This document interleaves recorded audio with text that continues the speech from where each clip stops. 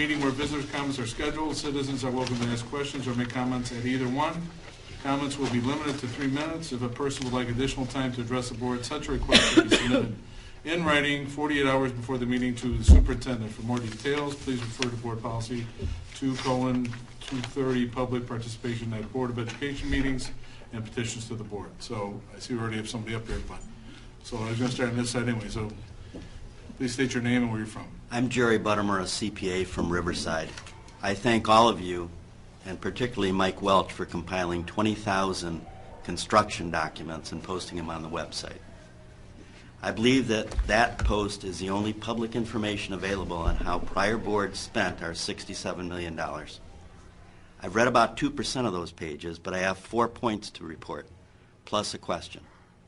On the field house, many ask, including discussions here amongst yourselves, why is the field house 2.5 feet below the rest of the school?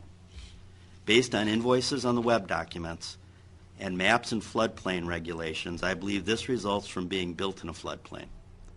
If true, then modifications to the community flood insurance program and the facility itself may be needed. About our roofs, the 03 to 06 Floor Space Advisory Committee dealt with our roof needs. In 2005, Balderman's sales pitch included new roofs. The Landmark quoted him saying, "Our roofs, they're leaking all over." And of course, just last year, our then facility manager told you and the community that our roofs had been replaced in response to a question from Mr. Walsh. I must report the opposite. None of the roofs were replaced, and they still leak. About life safety and surveys, you rejected a proposal from the architects to survey our roofs and stadium at your last meeting.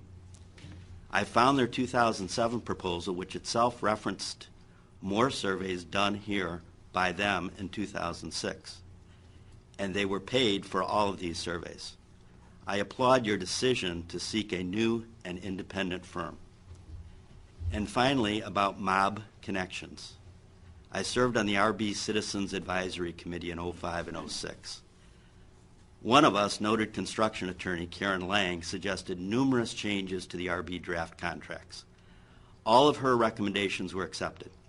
Student safety came first for Mrs. Lang. She recommended, and the board agreed to, pre-approval of reputable contractors with top-notch safety records. She recommended mandatory background checks on all workers, of both contractors and subs, before they could enter our campus job site. All of us remember when the Illinois Gaming Board denied Rosemont a casino because it found multiple mob connections to its ownership group. Meanwhile, right here, RB changed waste hauling contractors in mid-project. And according to the documents, costs jumped 34%.